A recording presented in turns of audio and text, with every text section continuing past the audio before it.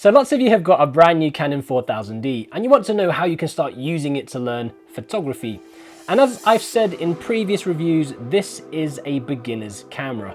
And lots of you are buying the camera and then asking me, how do I actually use it to get into the world of photography? Well, today that's exactly what we're going to be talking about. We're going to break down how to use the Canon 4000D step by step for photography.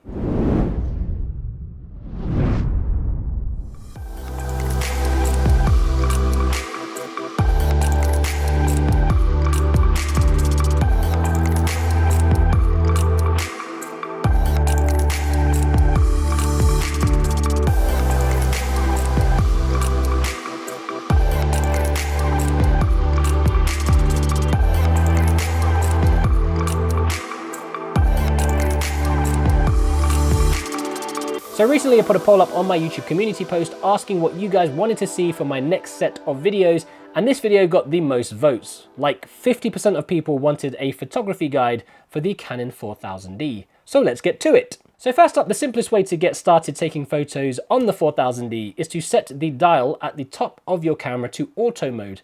Then to set your lens to AF mode, that's autofocus mode, and not all lenses have this option here.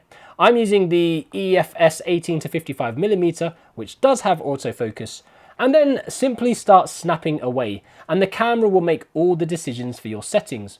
All you have to do is look through the viewfinder, hit the shutter, and that is the easiest way to start taking photos on the Canon 4000D. Once you've taken a picture, you can press on the play button down here, and you can run through your images that you've taken on the LCD screen. So that is the easiest way to get started taking photos and to view your photos back. But most of you want to go beyond using the auto mode. You want to actually learn how to use this camera in manual mode and understand how you can start becoming a photographer. And this little DSLR is perfect for that. And to learn about photography, we have to learn about the basics, and in particular, exposure. And essentially, exposure is the amount of light which reaches your camera sensor. Now, exposure can be achieved through three factors: ISO, aperture, and shutter speed. And these make up the exposure triangle, and you might have heard about these before.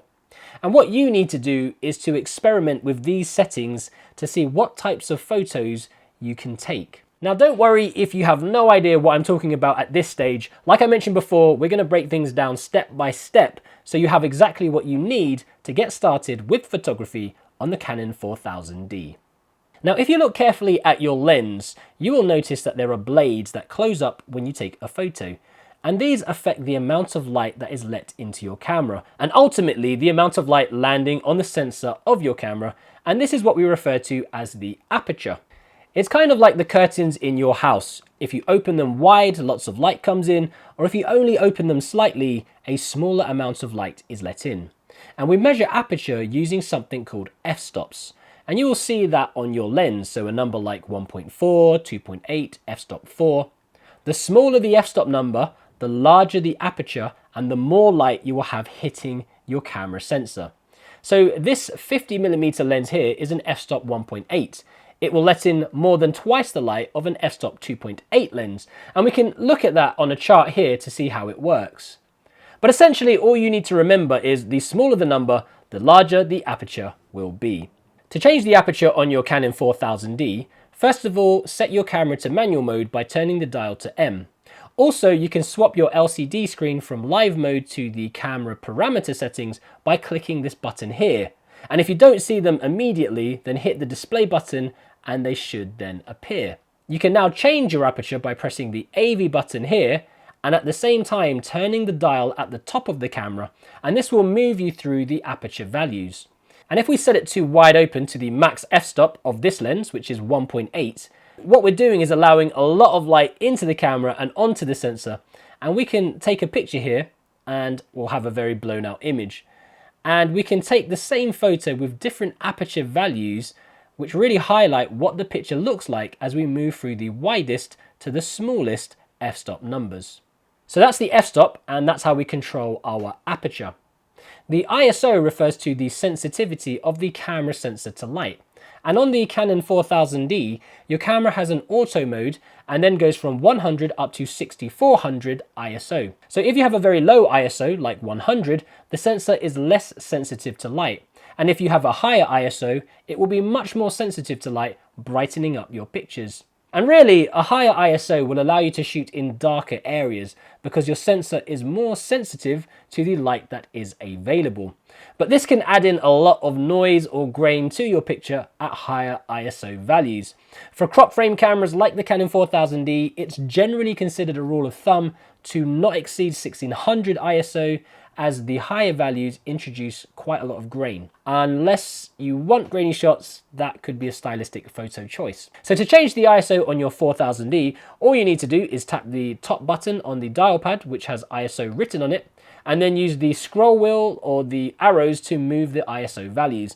And again, we can take some example photos with low ISO values all the way up to higher values to demonstrate what your picture will look like.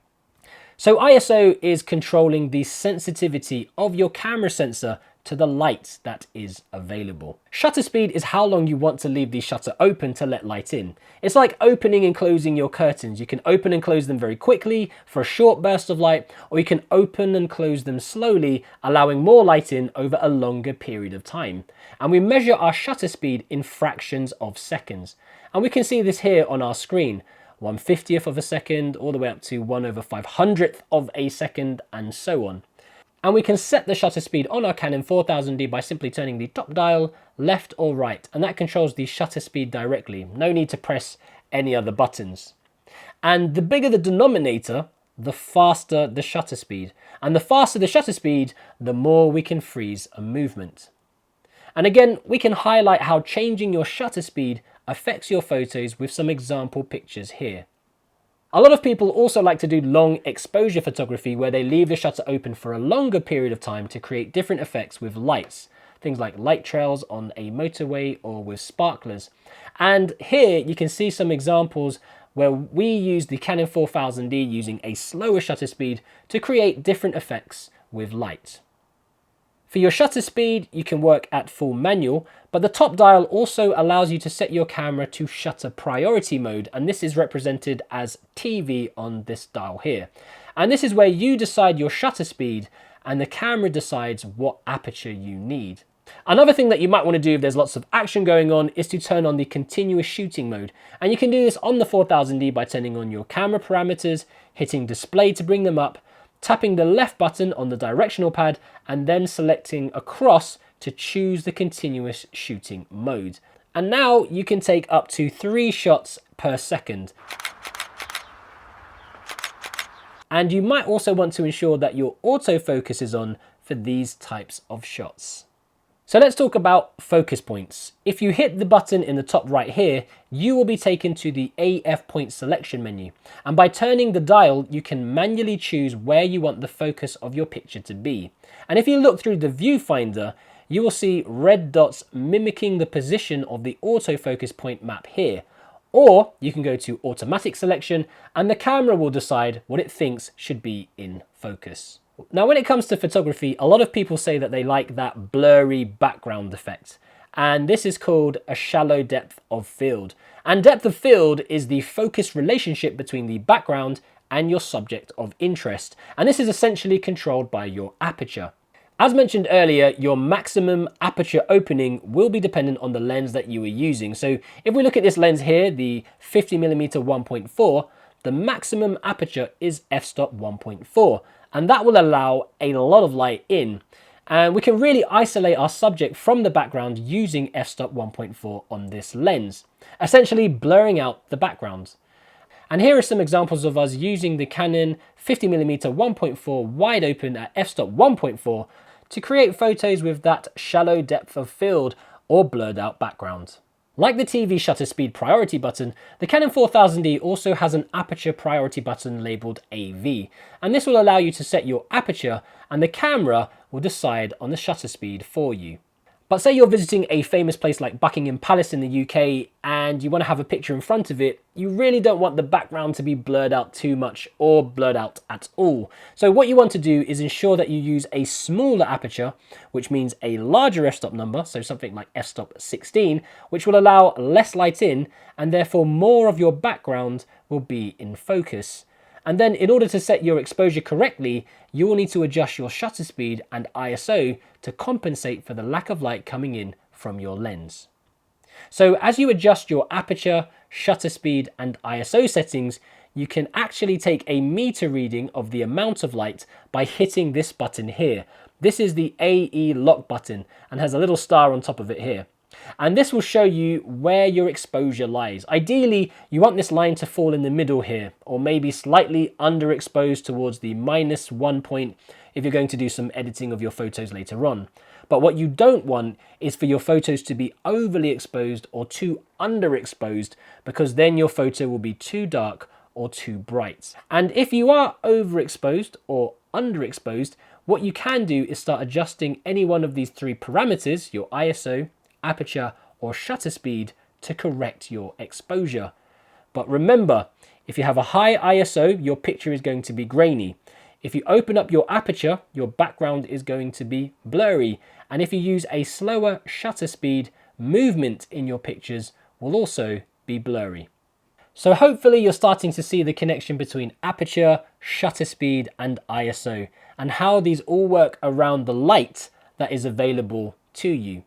And a really good tip here is to just play around with your lighting and composition with different camera settings and see what kind of pictures you can create. Another great feature about the Canon 4000D is the ability to shoot in RAW. And a RAW image is just that, an image that contains the raw data captured by the camera sensor. So RAW files are uncompressed. They take up more space than a typical JPEG image, but having the RAW files gives you so much more creative freedom in your post-production work. So how do we set up our Canon 4000D to shoot RAW images? Well, first of all, hit the menu button, and the very first menu where it says image quality is what you want to select. And you can scroll across to either RAW plus L, which is a high quality JPEG and a RAW, or just shooting in RAW. And selecting either one of those will allow your camera to shoot RAW images. So with those RAW files captured, let's very quickly jump into Photoshop to see how we can start editing those images. So very quickly jumping into Photoshop here to show you how you can start editing some of the raw images that you've captured with your Canon 4000D. And if you look over here, I captured JPEGs and I captured RAW files. These are identified as CR2 files, and you'll need something like Photoshop or Lightroom to open these files. So let's open up this CR2 here as an example. And we're going to start showing you how you can edit this using Photoshop or Camera Raw 12.3. So you can start editing your picture, and we might want to pull our highlights down just a little bit. It was a bit bright when we took this shot. Maybe put the contrast up a little bit and a little bit of the exposure. Oh, that's too much. A little bit of the exposure. Might want to pull the shadows either up or down, depending on how much of the background we want to show here. And we can do the same with our whites. Pull them up a little bit. We can crush our blacks slightly. We can add a little bit of texture and clarity to our photo, not too much. And we can put some vibrance in as well. A lot of people on social media like to drag up the adjustment curve here and then pull it down slightly. And this curve here is quite popular on social media, just lifting up those blacks. Another thing you can do is play around with the colors. So you might want those greens in the background to really pop, or you can make them more of a golden yellow. We can play around with the aquas as well, and maybe some of the blues. It does affect the eyes and this jumper here slightly if we make it too blue. And it's really just the power to be able to play around with these settings with your raw images than just the JPEGs that are compressed from the camera itself. So hopefully that should be enough to get you guys started on your photography journey with the Canon 4000D.